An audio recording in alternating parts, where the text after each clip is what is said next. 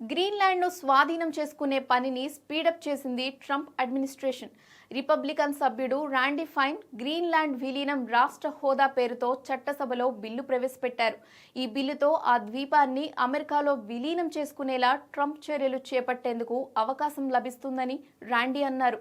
America విరోధులు ఆర్కిటిక్లో పట్టు సాధించేందుకు ప్రయత్నిస్తున్నారని, తాము అలా జరగనివ్వమన్నారు. ఆర్కిటిక్లో రష్యా, చైనాను ఎదుర్కోవడానికి ఈ చర్యలు కీలకమని వెల్లడించారు.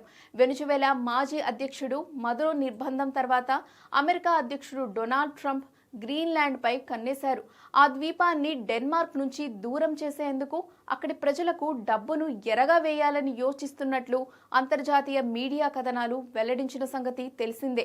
ఒక్కో వ్యక్తికి $10,000 నుంచి $1,00,000 వరకు డబ్బు ఇచ్చేందుకు అమెరికా అధికారులు ప్రతిపాదనలు చేసినట్లు తెలుస్తోంది.